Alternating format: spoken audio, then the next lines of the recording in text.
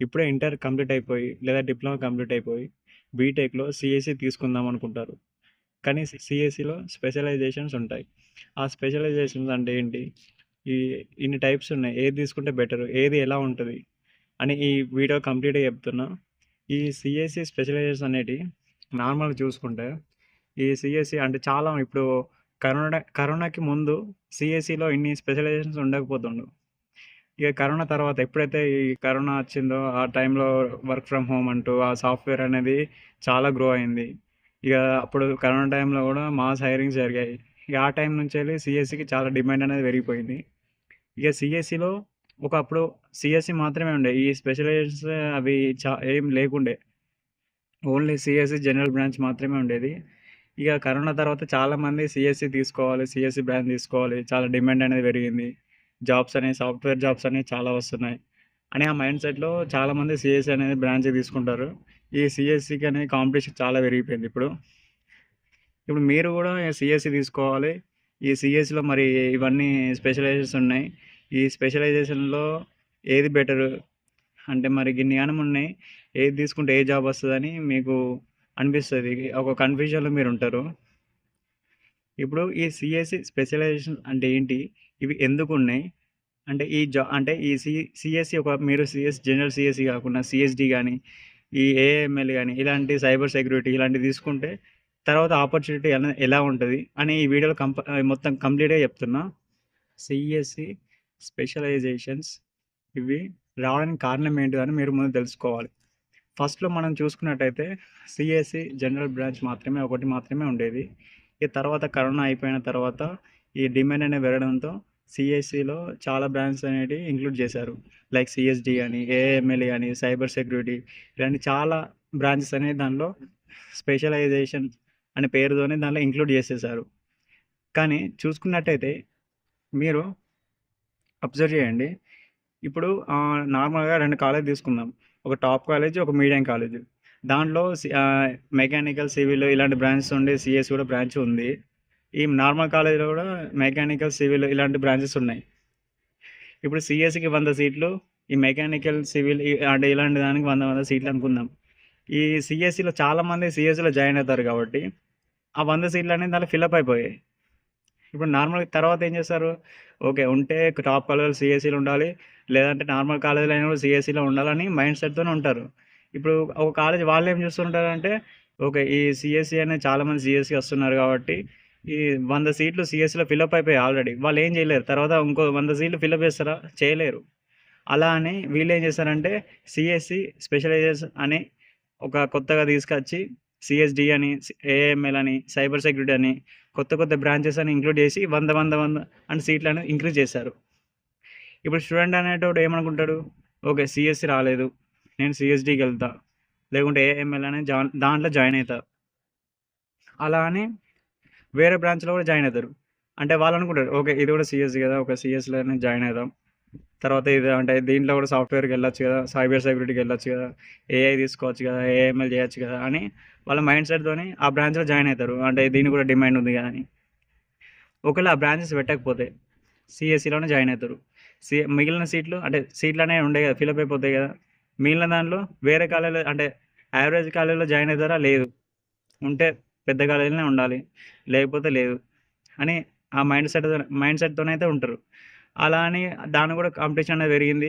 అలాగే కాలేజీ వాళ్ళకి కూడా ఎంతో ప్రాఫిట్ రావాలని చూస్తారు. వాళ్ళ మైండ్ సెట్ కూడా అదే బిజినెసే. ప్రాఫిట్ రావాలని చూస్తారు. అలా అని ఇదే టైము సీఎస్ఈలో బ్రాంచెస్ పెంచాలంటే ఈ పేరుతోని స్పెషలైజేషన్స్ అనే పేరుతోని ఈ బ్రాంచెస్ అనేది పెంచాలి. పెంచిన తర్వాత స్టూడెంట్స్ అనేవాళ్ళు దీంట్లో కూడా జాయిన్ అవుతారు. ఓకేనా? అలా డిమాండ్ అనేది పెరిగిపోయింది. ఇప్పుడు పోనీ సీఎస్ఈలో జాయిన్ అయ్యారు. లేదా స్పెషలైజేషన్‌లో జాయిన్ అయితే ఎలా ఉంటది? సపోజ్ మీరు సీఎస్ఈలో జాయిన్ అయ్యారనుకుందాం. పోనీ సీఎస్ఈలో సబ్జెక్ట్స్ ఏముంటాయి? పైథాన్ లేదా జావా, డీఎస్ అలాగే సీఎన్, ఓఎస్ ఇలాంటి సబ్జెక్ట్స్ అనేవి ఉంటాయి. అదే మీరు స్పెషలైజేషన్స్ తీసుకున్నా గూడా అంటే సీఎస్‌డి గాని, ఏఐఎంఎల్ గాని అలా తీసుకున్నా గూడా సేమ్ సబ్జెక్ట్స్ గూడా దీంట్లో గూడా ఉంటాయి. కానీ లాస్ట్‌కి ఒక సబ్జెక్ట్ మాత్రం ఎక్స్‌ట్రా పెడతారు. అంటే దేనికి? ఓన్లీ అంటే ఎంఎల్ అంటే ఎంఎల్‌కి సంబంధించి సబ్జెక్ట్ ఒకటి. సీఎస్‌డి అంటే డాటా సైన్స్‌కి సంబంధించి. ఆల్‌మోస్ట్ సీఎస్‌డికి ఆల్రెడీ సీఎస్‌సికి అంటే అన్నీ సేమ్ అన్ని బ్రాంచెస్ సేమే ఉంటాయి. కాకపోతే ఒక బ్రాంచ్ ఒక్క సబ్జెక్ట్ మాత్రం ఇంక్రీజ్ చేస్తారు. అంటే ఆ బ్రాంచ్‌కి సంబంధించి. అంటే చెప్పాను కదా! ఎంఎల్‌కి సంబంధించి లేకపోతే డిఎస్‌డి డాటా సైన్స్‌కి సంబంధించి, సైబర్ సెక్యూరిటీకి సంబంధించి ఓన్లీ. అలా అని మీరు ఈ సబ్జెక్ట్ అనేది వేరే ఉంది కదా! మరి తీసుకోవచ్చు కదా! అని మీరు అనుకోవచ్చు. కానీ మీరు కాలేజ్‌లో అంతగానం ఎక్స్‌పెక్ట్ చేయరాదు. ఎందుకంటే ఇప్పుడు ఏఐఎంఎల్ ఉంది. ఆ ఎంఎల్‌లో అంటే ఒక సబ్జెక్ట్ అయితే ఎంఎల్ సబ్జెక్ట్ అయితే అంటే ఒక సబ్జెక్ట్ అయితే వేరే పెడతారు కదా అని మీరంతా ఎక్స్‌పెక్ట్ చేసుకొని కాలేజ్‌కైతే వెళ్ళొద్దు. ఎందుకంటే ఏ కాలేజ్ అయినా మీకు ప్రాక్టికల్ నాలెడ్జ్ అని ఇవ్వదు. ఇది మాత్రం పక్కా. ప్రాక్టికల్ నాలెడ్జ్ అనేది ఇవ్వదు. ఓన్లీ థియరీ సబ్జెక్ట్ మాత్రమే మీరు ఎక్స్‌పెక్ట్ చేయొచ్చు. ఆ థియరీ సబ్జెక్ట్ ఓకేనా? మరి నేను నేర్చుకోవచ్చా అంటే నో. ఎందుకంటే మీరు థియరీ సబ్జెక్ట్ నేర్చుకొని ఏం చేస్తారు? ఏం చేయరాదు. ఎందుకంటే మీరు ఒక సీఎస్ సబ్జెక్ట్ తీసుకొని మీరు ఏ బ్రాంచ్ అంటే మీకు ఏదైతే ఇంట్రెస్ట్ ఉందో దాంట్లో కూడా జాయిన్ కావచ్చు. అంటే చాలా సోర్స్ అనేటివి ఉన్నాయి మనకి. యూట్యూబ్ ఉంది. అలాగే చాలా ఇంటర్నెట్ ఉంది. దాంట్లో మీరు థియరీ చదువుకోవచ్చు కదా! ఓకే. మీకు అర్థమవుతుందా? దాంట్లో థియరీ చదువుకోవచ్చు. అలాగే మీకు దాని మీద ఎంతో కొంత ప్రాక్టికల్ నాలెడ్జ్ కూడా తెచ్చుకోవచ్చు. ఇంటర్న్‌షిప్ చేయొచ్చు. ఓకేనా? అంటే ఇప్పుడు రియాలిటీ ఏంటంటే మీరు సీఎస్ఈలో గానీ, సీఎస్ఎం స్పెషలైజేషన్ గానీ జాయిన్ అయ్యాక నార్మల్‌గా వాళ్ళకుండే సబ్జెక్ట్సే వీళ్ళకుంటాయి. అన్ని కంబైన్డ్ సబ్జెక్ట్స్. అంతెందుకు ఇప్పుడు ఇంటర్‌తోని అంటే ఇంటర్ కంప్లీట్ అయ్యాక జేఈఈ మెయిన్స్ రాసి ఎన్ఐటీ అలాంటి కాలేజ్‌లో జాయిన్ అయితారు కదా!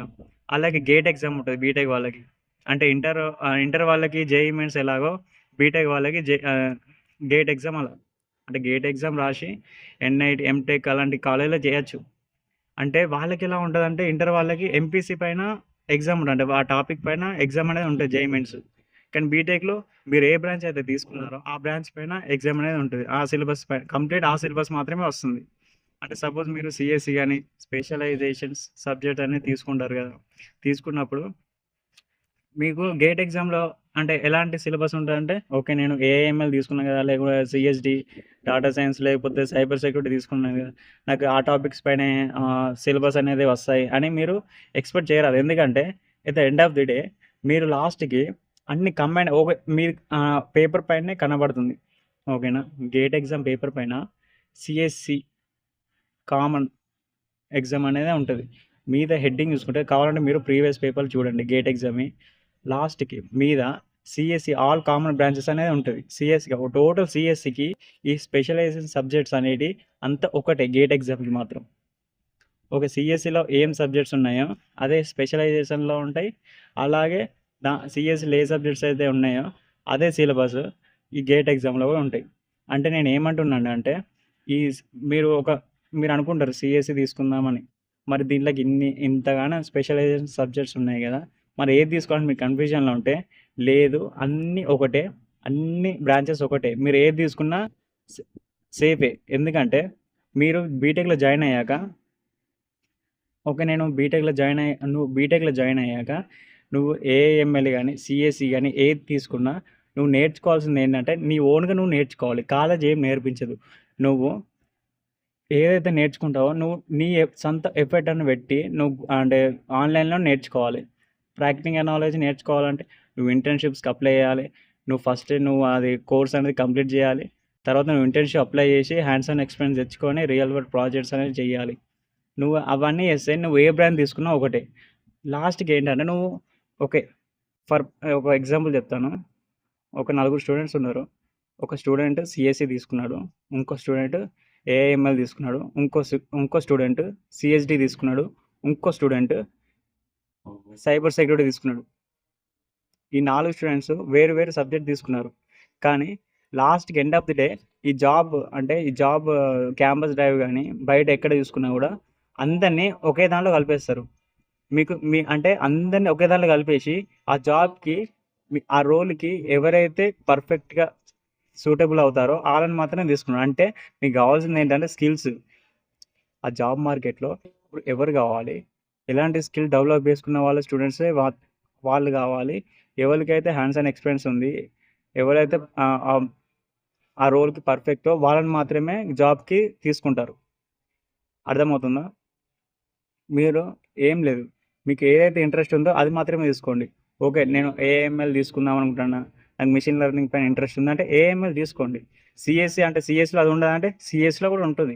మీరు లాస్ట్‌కి ఈ ఏఐఎంఎల్ బ్రాంచ్ తీసుకుంటే నాకు ఏఐఎంఎల్ పైనే జాబ్ వస్తుంది, సైబర్ సెక్యూరిటీ తీసుకుంటే సైబర్ సెక్యూరిటీ పైనే జాబ్ వస్తుంది అని మీరు అనుకుంటే మాత్రం మీరు అది మోసపోతున్నట్టే.